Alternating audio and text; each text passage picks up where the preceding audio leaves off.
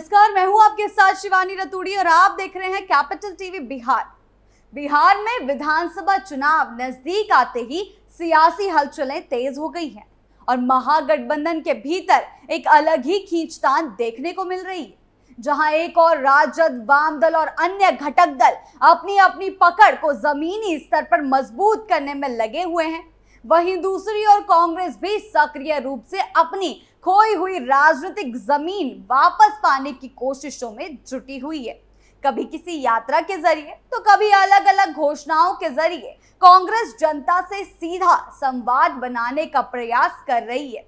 लेकिन आज की बिहार की जनता सिर्फ नारों और वादों से प्रभावित नहीं होती, वह ठोस काम, नतीजे और स्थायी समाधान चाहती है। खासकर रोजगार जैसे संवेदनशील मुद्दों पर कांग्रेस अब इसी अहम मुद्दे को केंद्र में रखकर महारोजगार मेला जैसे आयोजनों के माध्यम से खुद को गंभीर विकल्प के रूप में प्रस्तुत करने की कोशिश कर रही है। लेकिन सवाल यह है कि क्या कांग्रेस खुद को बिहार की सियासत में उस ताकत के रूप में स्थापित कर पाएगी, और क्या महागठबंधन इस बढ़ती सक्रियता के साथ तालमेल बिठा पाएगा, या फिर इससे उसके भीतर की दरारें और भी ज्यादा चौड़ी हो जाएंगी। इन तमाम सवालों के बीच अब बिहार की राजनीति एक बेहद दिलचस्प मोड़ पर खड़ी हुई है, जहां हर पार्टी खुद को बेहतर साबित करने की होड़ में लगी है। क्या कुछ चल रहा है बिहार की राजनीति में, आइए जानते हैं विस्तार से।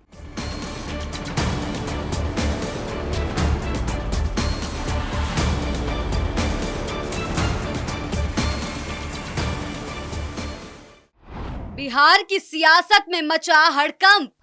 बिहार में विधानसभा चुनाव का बिगुल बजने से पहले ही सियासी पारा चढ़ा हुआ है और इस बार का चुनाव कई मायनों में बेहद दिलचस्प होने जा रहा है। एक और राष्ट्रीय जनतांत्रिक गठबंधन एनडीए अपने पुराने और पारंपरिक वादों के साथ एक बार फिर सत्ता में वापसी की तैयारी में जुटा हुआ है। वहीं दूसरी ओर बात करें विपक्षी महागठबंधन की, जिसमें राष्ट्रीय जनता दल, कांग्रेस और वाम दल शामिल हैं, वो सत्तारूढ़ गठबंधन को टक्कर देने के लिए तमाम रणनीतियां बना रहे हैं। इसी कड़ी में अब महागठबंधन की एक बड़ी घटक दल कांग्रेस ने ऐसा राजनीतिक दांव चला है जिसने खुद महागठबंधन के अंदरूनी समीकरणों में भी हलचल पैदा कर दी है। कांग्रेस ने ऐलान किया है कि वह 19 जुलाई को पटना के ज्ञान भवन में महारोजगार मेला का आयोजन करेगी, जिससे देश भर की करीब 120 नामी कंपनियां शिरकत करेंगी और हजारों युवाओं को रोजगार के अवसर दिए जाएंगे। कांग्रेस प्रदेश अध्यक्ष राजेश कुमार ने एक्स पर इस मेले की घोषणा करते हुए इसे पार्टी का सम्मानजनक रोजगार देने का संकल्प बताया है। चुनाव से कुछ ही महीने पहले युवाओं को लुभाने और रोजगार के अहम मुद्दे को भुनाने के लिए यह एक बड़ा दाव भी माना जा रहा है, जिससे कांग्रेस को उम्मीद है कि वह बिहार की सियासी जमीन पर फिर से पैर जमा सकेगी। महागठबंधन में बढ़ती खींचतान। हालांकि यह बात भी किसी से छिपी नहीं है कि बिहार में कांग्रेस की हालत पिछले कुछ चुनावों से बेहद कमजोर रही है। 2020 के चुनावों की बात करें तो 2020 के विधानसभा चुनाव में कांग्रेस ने 70 सीटों पर चुनाव लड़ा था और महज 19 सीटों पर ही जीत हासिल कर पाई थी, जिससे उसका प्रदर्शन महागठबंधन के लिए भी निराशाजनक रहा। यही कारण है कि अब कांग्रेस राज्य में अपनी खोई हुई जमीन वापस पाने की जद्दोजहद कर रही है और रोजगार मेले को इस दिशा में एक महत्वपूर्ण प्रयास के तौर पर भी देख रही है। लेकिन जिस तरह से कांग्रेस ने तेजस्वी यादव की बार बार की जा रही रोजगार की राजनीति के समांतर खुद एक अलग मंच बनाकर युवा मतदाताओं को साधने की कोशिश की है, उससे महागठबंधन में अंदर खाने खींचतान की स्थिति पैदा हो गई है। लेकिन सियासी गलियारों में यह चर्चा भी जोरों पर है कि कांग्रेस अब गठबंधन में फॉलोअर की भूमिका से बाहर निकलकर लीडर बनने की महत्वाकांक्षा पाले हुए है। बीते दिनों राहुल गांधी और पप्पू यादव के बीच हुई मुलाकात और उसके बाद आए राजनीतिक बयानों ने इस खींचतान को और हवा दी है। पप्पू यादव खुलकर कांग्रेस के पक्ष में बोलते नजर आ रहे हैं और महागठबंधन के भीतर कुछ नेताओं द्वारा उन्हें लेकर की गई बयानबाजी ने गठबंधन की एकता पर सवाल खड़े कर दिए हैं। दरअसल तेजस्वी यादव लंबे समय से नीतीश सरकार को रोजगार के मुद्दे पर घेरते रहे हैं और जब वे उप मुख्यमंत्री पद पर थे तब उन्होंने लाखों नौकरियां देने का दावा भी किया था। ऐसा वे दावा करते हैं कि उन्होंने दी भी थी। ऐसे में कांग्रेस का ये कदम उन्हें सीधा चुनौती देने जैसा है। अगर कांग्रेस अपने इस मेगा रोजगार मेले को सफल बनाने में कामयाब होती है और बड़ी संख्या में युवा इससे प्रभावित होकर पार्टी के समर्थन में आते हैं तो इसका सीधा असर राजद की राजनीति पर भी पड़ सकता है। कांग्रेस की इस पहल से यह संदेश भी जा सकता है कि अब वह गठबंधन में सिर्फ सीटों की मोहताज नहीं है बल्कि मुद्दों पर भी अपनी लीड ले सकती है। वहीं दूसरी तरफ अगर मेला उम्मीद के अनुसार सफल नहीं होता तो महागठबंधन के खेमे में लोगों को यह कहने का मौका भी मिल सकता है कि कांग्रेस जनता के मुद्दों से जुड़ने में भी असफल रही। कुल मिलाकर कांग्रेस ने अपने इस रोजगार मेले के जरिए चुनावी राजनीति में एक ऐसा पासा फेंका है जो न सिर्फ उसे युवाओं से जोड़ सकता है बल्कि महागठबंधन में उसके कद को भी परिभाषित करने की भूमिका निभा सकता है। लेकिन बात यह भी सही है कि अगर राजद के मुद्दों को ही कांग्रेस घुमा फिराकर पहले रख देती है और इस बार भी ऐसा ही हुआ है, लेकिन खुद को साबित करने में हमेशा चूक जाती है। जी हाँ, महागठबंधन इस मामले में बार बार कांग्रेस पर हमलावर भी होता रहा है। अब एनडीए खेमे की बात करें तो वहां भी चुनावी रणनीति जोर शोर से तैयार की जा रही है।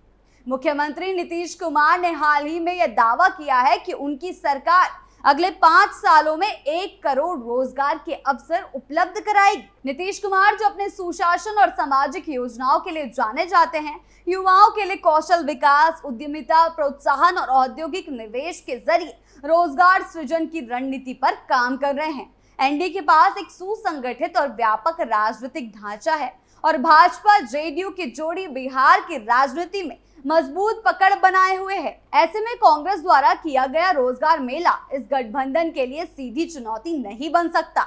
इसके अतिरिक्त एनडीए कांग्रेस और राजद के बीच किसी भी प्रकार की मतभेद या असहमति को उजागर कर अपने पक्ष में माहौल बनाने की कोशिश कर रहा है। एनडीए पहले ही कह चुके हैं कि विपक्ष के पास ना नीति है न नीयत और उनके रोजगार के दावों को वह खोखला बताते रहे हैं।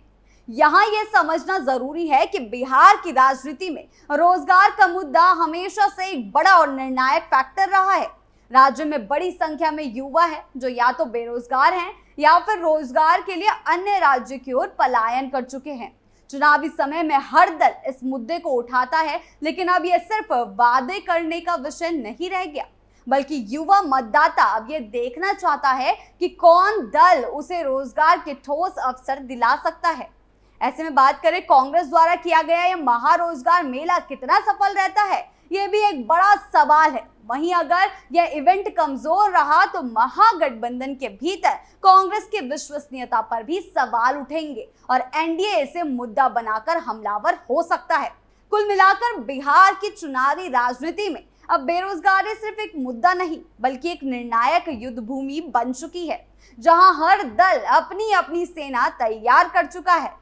कांग्रेस का महारोजगार मेला इस लड़ाई में एक कदम है जिससे पार्टी न सिर्फ युवाओं के दिल में जगह बनाना चाहती है बल्कि गठबंधन में भी अपने कद को दोबारा स्थापित करना चाहती है।